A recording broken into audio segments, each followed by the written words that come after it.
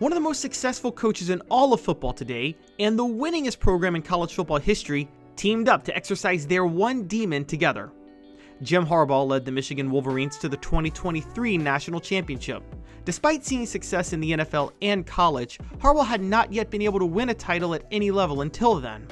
Michigan, on the other hand, is the winningest program in college football history, but hadn't won an outright national championship since 1948.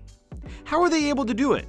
What was unique about Harbaugh, and what fell into place for Michigan that allowed them to capture a title that had been so elusive for both? Welcome to Off the Hook Sports History, everybody. In this video, we're going to break down how Jim Harbaugh was able to get himself and the Michigan Wolverines over the national championship hump. To do that, we're going to have to take a look at the background of both and how the marriage worked out in the end. Before we get started though, please hit that like and subscribe button, ring the bell, turn the notifications on, and leave a comment. Tell me what you think. Tell a friend. We're building something great here at Off the Hook Sports, and we want you to be a part of it. Now let's dive in. Michigan is arguably the most storied program in college football history. In the first quarter of the 20th century alone, Fielding Yost led them to a win in the first ever Rose Bowl, 10 Big Ten titles, and 6 national championships. After Yost, Harry Kipke, Fritz Chrysler, and Benny Oosterbaan won a combined 4 national titles and 9 Big Ten titles, all before 1950. But the 1940s saw the rise of Ohio State, which took off under Woody Hayes in the 1950s, and the truth is Ohio was always a much more fertile recruiting ground than Michigan, so it became a major roadblock for the Wolverines to maintain their pre-World War II success. A combination of that, and a lot of bad luck, made winning championships much more difficult. They still had plenty of success. Bo Schembechler won 13 Big Ten titles in 21 years from 1969 to 1989, and in 1997, Lloyd Carr was able to lead Michigan to a share of the national title behind Heisman Trophy winner Charles Woodson. But the success largely came due to Ohio State hiring an arrogant failure in Earl Bruce and an underachiever in John Cooper. With the hire of Jim Tressel in 2001, followed by Urban Meyer in 2012 though, Ohio State was able to push Michigan to clear-cut second tier. The Buckeyes would win 17 of the 19 games between them from 2001 to 2019, Ohio being a much easier place to recruit, being a huge part of that. Another part though, was that the identity of Michigan, epitomized by Schembechler, was a team always built around the power run game. The problem was they fulfilled a Big Ten stereotype of never having the speed to compete with players at Ohio State, USC, or schools in the SEC. Sure, they'll get a Desmond Howard or a Woodson, 2 Heisman winners to be fair, but they couldn't build their program around it. When Carr stepped down after 2007, they tried to shed that stereotype by hiring Rich Rodriguez from West Virginia, but he couldn't get the athletes and was fired after 3 years. Then they turned to Brady Hoke, who did have a successful first year by going 11-2 in 2011, but that was a fluke, as Ohio State was on probation that year under Luke Fickell after they were forced to fire Tressel. Hoke got progressively worse each year after that, as Ohio State hired Urban Meyer in 2012, and Hoke couldn't properly transition from Rodriguez's spread back to a power offense. Lack of identity on that side of the ball killed the program. Michigan went 5-7 in 2014, and Hoke was fired.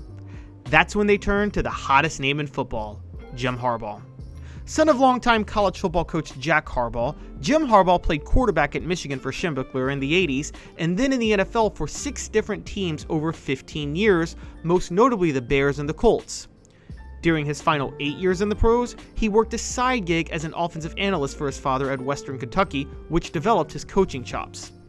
By the time Harbaugh was hired at Michigan, he was coming off a 4-year run with the San Francisco 49ers in which he led the franchise to 3 NFC championships and within 1 play of winning the Super Bowl, which he lost to his brother John Harbaugh in the 2012-2013 season while coaching Alex Smith and Colin Kaepernick. At the time he took over San Fran, they were a once storied program that hadn't seen a winning season in 9 years. Before the Niners, though, Harbaugh spent 4 years at Stanford going 29-21 and finishing 12-1 his final season with a top 5 finish and an Orange Bowl win in 2010. He took over there in 2007 when they were coming off a 1-11 season and hadn't had a winning record since 2001. Harbaugh went to Stanford after 3 years coaching at a lower level with the San Diego Toreros, where he went 29-6 with back-to-back 11-1 seasons and Pioneer Football League titles.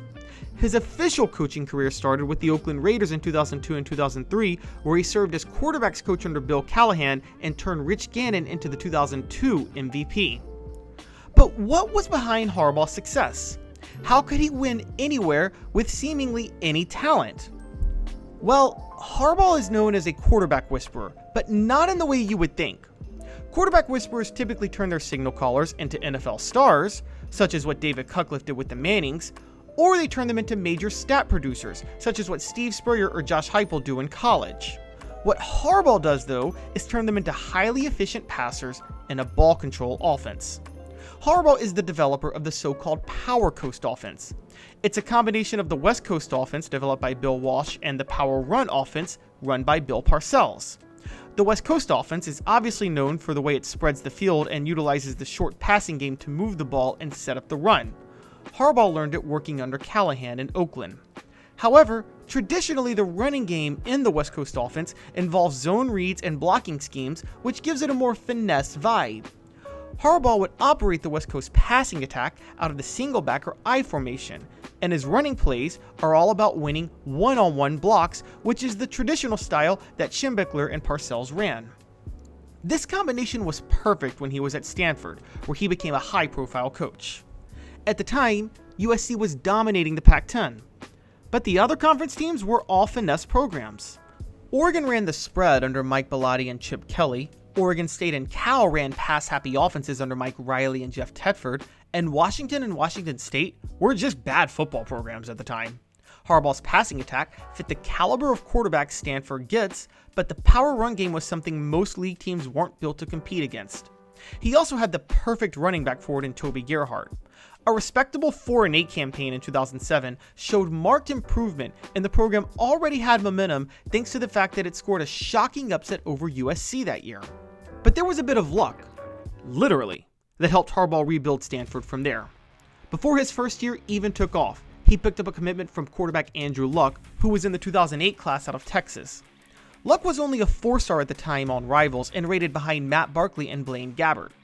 Not being the top pro prospect resulted in him limiting his options, and that, combined with his deep understanding of the process given the fact that he was the son of former NFL assistant coach Oliver Luck, meant he ended up valuing the academic side of which college he would pick. Stanford's academics and Harbaugh's reputation as a good quarterbacks coach are what led him there.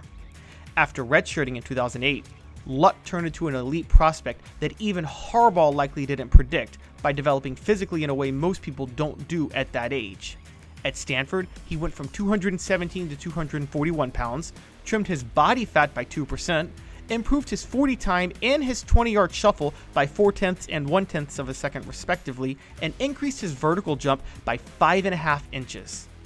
That, combined with his already natural abilities, turned him from a good quarterback into a generational NFL prospect, a perfect fit for Harbaugh, the quarterback whisperer.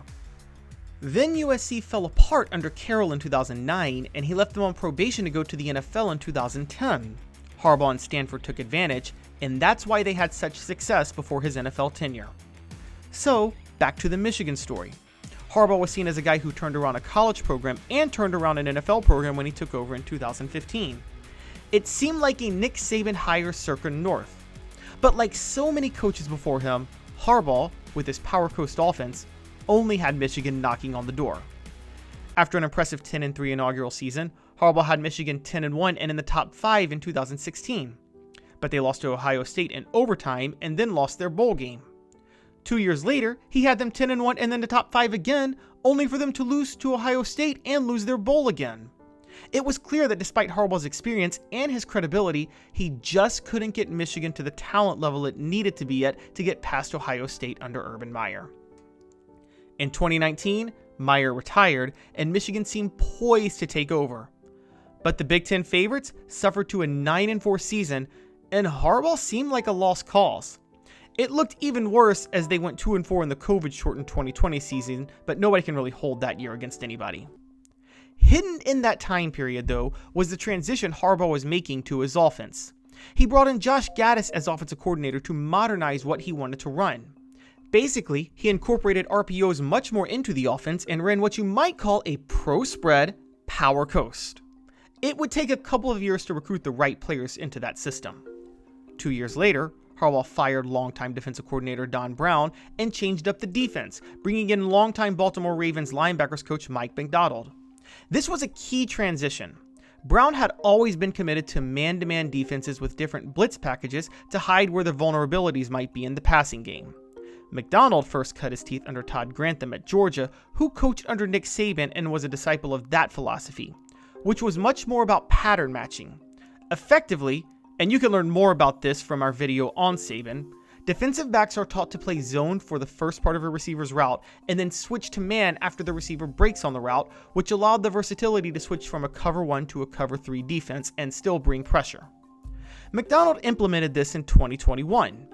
Meanwhile, the modernized offense was fully installed, and Sherrone Moore was also promoted to offensive coordinator to work the power run game with Gaddis's offense that year. Finally, it was enough to get Michigan over the hump. They went 11-1 and beat Ohio State, then winning the Big Ten title and making their first college football playoff, where they did lose to Georgia. 2022 saw them begin to lean on J.J. McCarthy and Blake Corum. McDonald returned to the Ravens, but Harbaugh hired Jesse Minter, steeped in the same defensive scheme from his time working with McDonald, as he was also a previous Ravens assistant. Gaddis left, and Moore took over as offensive coordinator. This time, they went undefeated in the regular season, shockingly blowing out Ohio State on the road and winning the Big Ten title again. But they were again victims of a loss in the college football playoff, this time losing to TCU. Finally, in 2023, it all came together. In spite of Harbaugh's 2 suspensions, one for recruiting violations and the other for the sign stealing scandal, this team had the perfect scheme on both sides of the ball. On top of that, Michigan had the largest NIL collective in the Big Ten, and they openly spent it on keeping players after 2022 as part of a Those Who Stay campaign. This led the Wolverines to ranking 5th in returning production in 2023. No other team that finished 2022 in the top 10 was even in the top 15 in returning production. Thanks to all of this, Michigan dominated all year and finally got their national title. They did it with a 3rd straight win over Ohio State and a thrilling Rose Bowl win over Alabama, a game where the experience advantage really came into play. Then they dominated Washington, and Harbaugh and Michigan exercised their demons together. It wouldn't be right for us to ignore Harbaugh's 2 suspensions in 2023. One was for a recruiting violation, but Michigan, based on rankings, doesn't even have a top 10 team pure talent-wise. The other is more legit, with Connor Stalions and the sign stealing scandal, which did allegedly begin in 2021, just as they got over the hump to finally beat Ohio State. But that came to light before the Ohio State game of 2023, or before the CFP of 2023-24. And they hadn't yet won a CFP game, so it had to be more. The right schemes implemented, talent and experience were those other, I would argue, more major factors. Michigan has always had an identity, but finally they have one that's equipped for success in the modern age of college football, one that can last after Harbaugh. Thanks for watching, everybody. Once again, if you like this video, please hit the like button, hit the subscribe button, leave a comment, turn your notifications on, tell a friend, tell me what you think. I want to be able to do more sports history videos like this, but it really depends on the interaction I get from you guys. Also, don't forget to tune in to our daily podcast every Monday through Friday at 10 a.m. Eastern. With Caleb Calhoun, this has been a production of Off the Hook Sports History.